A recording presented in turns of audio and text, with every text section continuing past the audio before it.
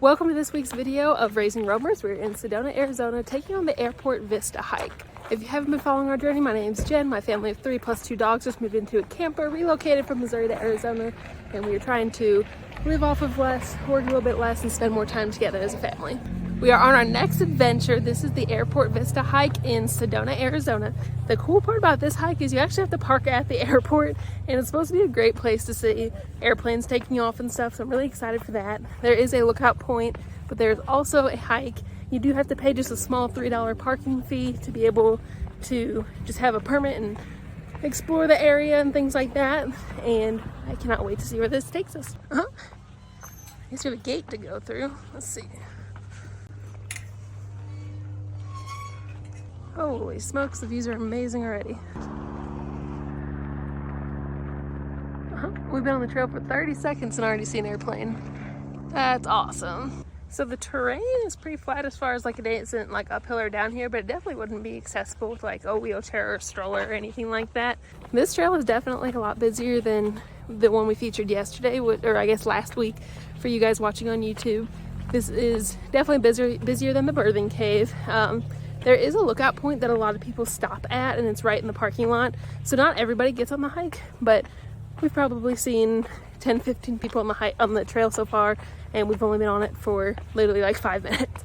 With that being said though, this is one of the trails where parking wasn't an issue. We stumbled upon several trails that we were thinking about trying, and unfortunately the parking was pretty full there. So this one, parking doesn't seem to be an issue, but this is still January, it's still the off season. So if you're coming during the peak season, that could be different, but at least in the off season, parking here is no issue.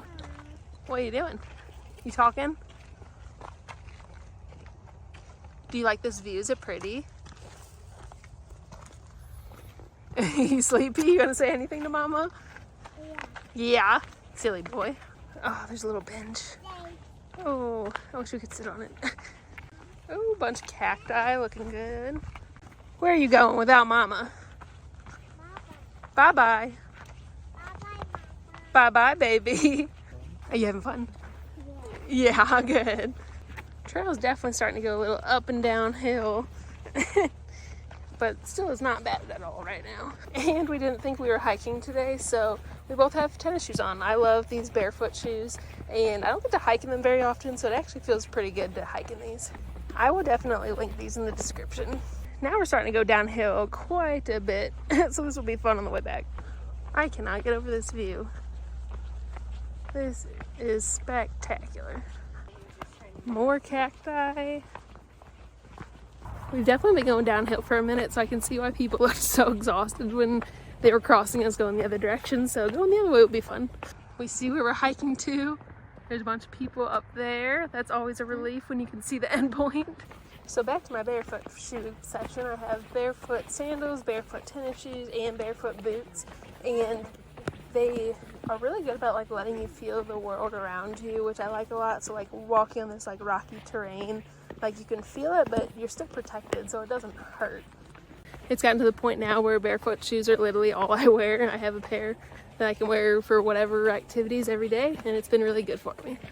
So this is gonna be the last little ascent until we get all the way up there, and that's where the trailhead ends. These signs are so cute.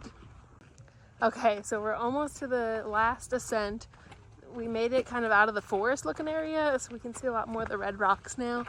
And the sun is not in the greatest place for this video, but oh my gosh, these views are stunning. Holy smokes.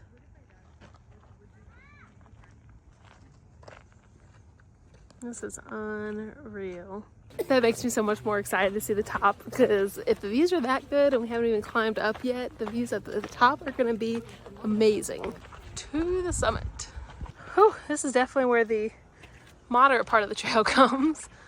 Luckily there's this handrail that helps on these kind of slicker, more uneven rocks, so that part's good. We made it. Check this out. Here's the 360.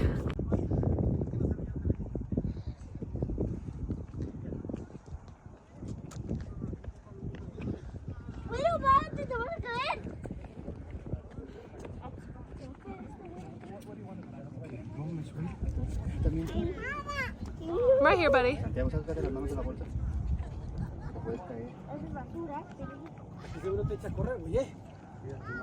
All right, we spent some time up here, got our pictures. I guess it's time to go back down.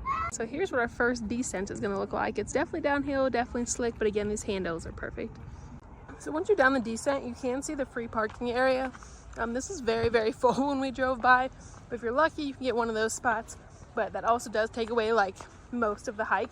So if you're looking for the full hiking experience, hiking at the airport and paying $3 is the way to go, but this is an option too. If you can't tell, the last portion of the hike has very little shade, so it makes me a little bit more thankful for the first half that was very shaded. Definitely more uphill on the way back, but still shaded, so that's good.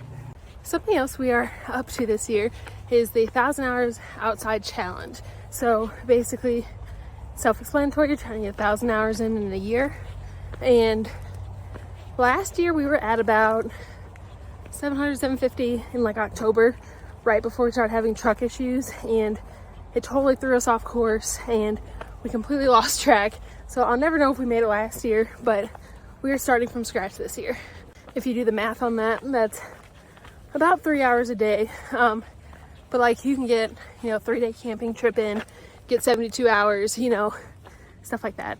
It's actually a really cool challenge because it teaches you to do some of your like basic things outside. Like if you can eat outside, why not eat outside? Being outside, being under the sun has a lot of really good benefits. And I feel like in our day-to-day life, especially if you work, 8 hours a day in a building, it's not really taken advantage of as much as it could be.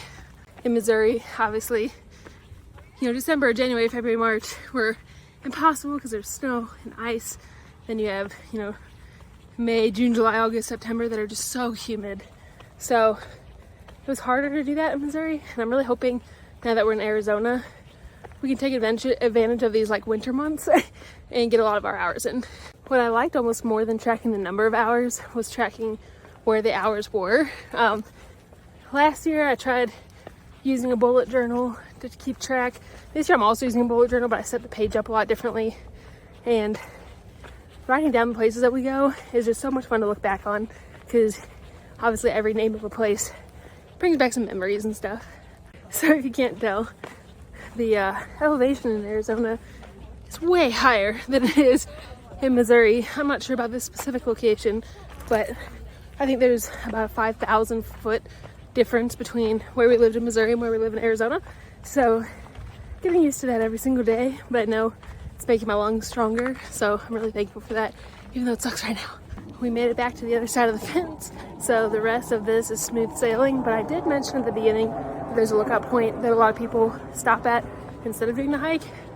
So I'm going to show you what the view from there looks like real quick. So to get to this lookout point, you actually have to cross the street, but there's a pedestrian crosswalk right there, and that's where we're going.